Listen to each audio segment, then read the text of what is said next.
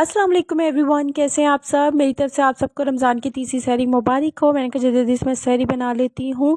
और माशाल्लाह से रमज़ान के 3 रोज़े कैसे गुजर गए बिल्कुल भी पता नहीं लगा। सारा दिन ना तो भूख लगती है ना ही प्यास लगती है, लेकिन हमारा तो रोज़े की हालत में भी सारा दिन कामों में ही गुजर जाता है। इसलिए तो मैं कहती हूँ हाय, एक की तो ज़िंदगी है, क्या क्या करूँगी मैं। यार मैंने यहाँ पे जल्दी जल्दी से जो है ना वो सहरी बनाई।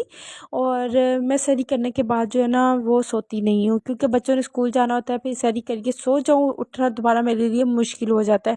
खैर बच्चों के तो फाइनल पेपर हो रहे हैं। जिस दिन बच्चों की छुट्टी होती है, बच्चों ने नहीं जाना होता, उस दिन मैं सहरी करके नमाज़ कुरान पर पढ़ के सो जाती हूँ, थोड़ी देर रेस्ट कर लेती हूँ।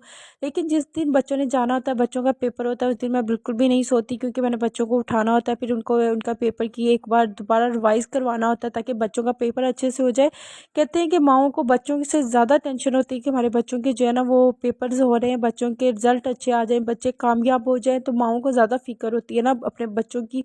तो बस इसलिए माँ जो है ना हर टाइम लगी रहती है कि बच्चे पढ़ लें, कुछ बन जाएं ज़िंदगी में। माएँ जो है ना वो इतनी मेहनत कर रही होती है, वो इसीलिए ही मेहनत कर रही होती है कि हमारे बच्चे जो है ना वो कल को कुछ बन जाएं, अपने माँ बाप का नाम फ़ख्र से बुलंद करते हो। खैर मैं अफ्तारी और जब भी सहरी करती हूँ ना, तो मैं अपने बहन भाइयों को बहुत ज़्यादा मिस करती हूँ, अपनी अम्मी को, अपने अब्बू को बहुत ज़्यादा मिस करती हूँ, क्योंकि वो सहरी में अम्मी का सहरी बना के देना, हमारा उठना, बस सहरी बन के हमारे सामने आ जाना, सहरी कर लेना।